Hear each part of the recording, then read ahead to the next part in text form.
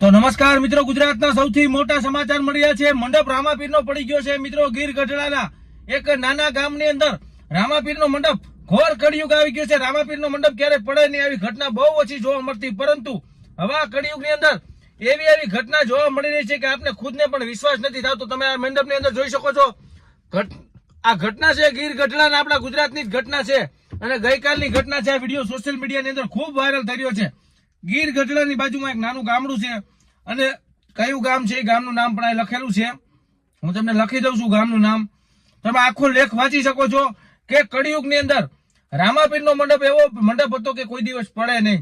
કોઈ દિવસ રામાપીરનો મંડપ કોઈ દી આવી દુર્ઘટના બનતી નહીં. પરંતુ રામાપીરના મંડપની અંદર પણ જો આવું થવા માંડ્યું તો સમજી લો કે હવે કળિયુગના એંધાણ આવી ગયા છે. ઘોર કળિયુગ આવી ગયો સાહેબ. નકર રામાપીરનો મંડપ કોઈ દી પડે એવું બન્યું મેં સાંભળ્યું નથી મિત્રો. તમે આ વિડીયાની અંદર જોઈ શકો છો. 2-3 વિડીયા ગત 2 દિવસથી વાયરલ થઈ રહ્યા છે અને ગીર ગઢડાની બાજુમાં એક નાનું ગામડું ત્યાં ગઈકાલે રામાપીરના મંડપનું આયોજન કરવામાં આવ્યું હતું. સરસ રીતે ઉભો થતો હતો, પરંતુ અચાનક રામાપીરનો મંડપ લોકોની ઉપર ભણીંગ દઈને પડ્યો. આમાં કેટલા લોકોને ઈજા થઈ છે, કેટલા લોકોનું ભગવાન કરે. હું તો કહું રામાપીર કે આમાં કોઈનું મૃત્યુ ના થયું હોય તો સારું, અને થયું હોય તો એને ભગવાન દિવ્ય આત્માને શાંતિ આપે. આમાં વિડીયામાં એવું કઈ લખવામાં આવ્યું નથી. વિડીયા ખૂબ વાયરલ થઈ રહ્યા છે, પણ મોટી વાત છે આ જેવી તેવી વાત નથી. રામાપીરનો મંડપ પડે જ નહીં કોઈ દી.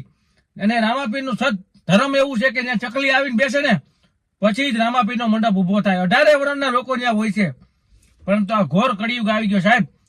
વિડીયોને શેર કરો, કોમેન્ટમાં જય રામાપીર લખો. જય રામાપીર.